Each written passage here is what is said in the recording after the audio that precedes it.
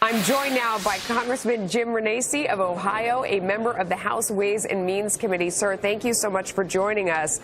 This is a lot of hope, a lot of expectation, a lot of promises. We have seen a huge run-up in the stock market. I mean, the market has climbed more than 5,000 points in the year, which is the first time it's done that. More than half Americans, according to Gallup, are in the stock market. We're looking at it a little bit down today, just taking a breather after that big run-up. Will this create the boom that Republicans have predicted? Well, Melissa, thank you for having me. And the answer is yes, I believe it will. Look, I was a small businessman for almost 30 years. Opportunities to reduce your taxes, to be able to invest more in your employees, to be able to invest more in your business. This is what would have drove me when I was in business, to know that I have the opportunity that every quarter I had to make those tax payments. Now they're going to be less for corporations and also for individuals.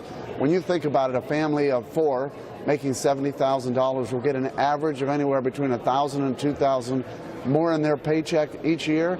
They're going to start seeing that in February. They're going to also be able to spend more money. No, Speaker Ryan said that earlier, that the median family will pay $2,000 less dollars in taxes, fewer dollars, so they will immediately see less withholding. Their paycheck will get bigger. The other side, though, the business boom. So you see corporate rates go down so dramatically, and there are people out there making the argument that those corporations are going to hoard the cash. They already have so much cash on their balance sheet, and that they're going to just do buybacks and dividends, and they're not actually going to hire new people, and they're not going to lower prices, and they're not going to invest, and they're not going to innovate. What do you say to those people? Well, again, that's the other side. That's the argument the other side's making. I don't believe it. We'll see. We could do nothing. We could let growth in the economy stay at 1.5%, which it has for the last 8 years, or we could start telling people we're going to cut corporate tax rates, and that's what's happening with the market. Businesses are realizing they're going to be able to invest more. They're going to stay here. We're going to have companies coming here from overseas that were leaving because our tax rate was too high. So again, let's see what happens. It's easy to judge, and I think you could line up 100 economists. Some would say this is going to be great. Some would say this is bad. I think in the end, we're going to find out, and the stock market's already showing us.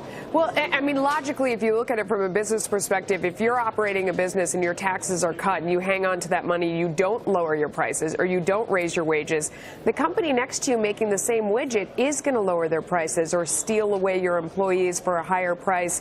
I mean, it seems like in a free market, you can't just hoard cash and raise prices, can you?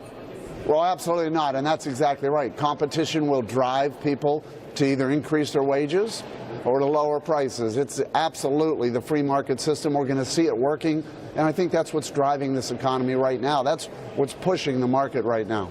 Well, we'll see what happens in one side or the other. One party's in trouble. We'll see who it is, because this is right down party lines. Thank you, sir. Have a great day. Thank you.